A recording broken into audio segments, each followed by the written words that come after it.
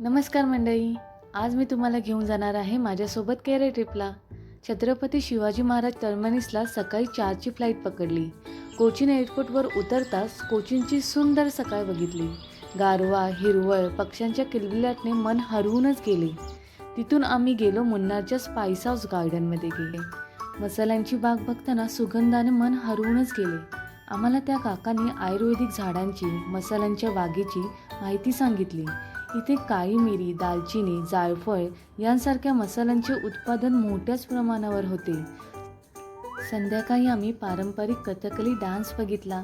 नंतर आम्ही भारतातील सर्वात जुनी मार्शल आर्ट बघितली. त्यांचं युद्ध कौशल्य बघून अंगावर काटाच आला. मग रात्री आम्ही मनसोक्त त्यांची पारंपरिक केला थाळी खाऊन आमचं पोटच भरलं. त्याच्याच दुसऱ्या दिवशी आम्ही चॉकलेट फॅक्टरीमध्ये गेलो.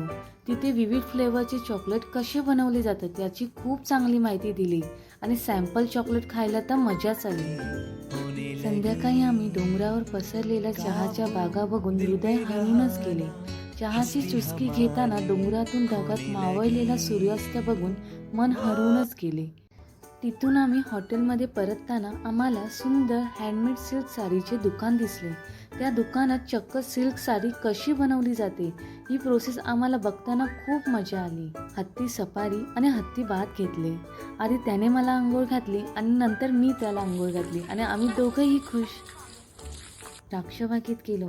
तिथे पोट भरून द्राक्ष खाल्ले आणि संध्याकाळी आम्ही महादेवांचे सुंदर दर्शन घेतले. Alleppey is a Venice of the East असे म्हटले जातात. इथे निसर्ग, पाण्याचे सौंदर्य आणि पारंपरिक हाऊसबोटसाठी प्रसिद्ध आहे. हाऊसबोटमधून केलेली बॅकवॉटर सफर इथे येणाऱ्या पर्यटकांचा मुख्य आकर्षण बिंदू आहे. आमच्या बाल्कनीसमोर तर चक्क हाऊसबोट जाताना आम्हाला सुंदर मनमोहक दृश्य दिसत होते. कोवलम हा निसर समुद्रकिनारा, शांत किनारे आणि नारळाच्या रांगांनी सजलेले कट हे तर मनाला मोहित करणारे होते. केरळचे वेपर्स तर भारतभर प्रसिद्धच आहे. साधे वेपर्स, मसाला वेपर्स, गोड वेपर्स, जॅकफ्रूट, शेजवान वेपर्स हे बघून तर तोंडाला पाणीच सुटले. कशी वाटली तुम्हाला केरळ ट्रिप? आवडल्यास लाईक, शेअर, सबस्क्राईब करायला विसरू नका. पुढच्या ब्लॉगमध्ये नक्की भेटूया.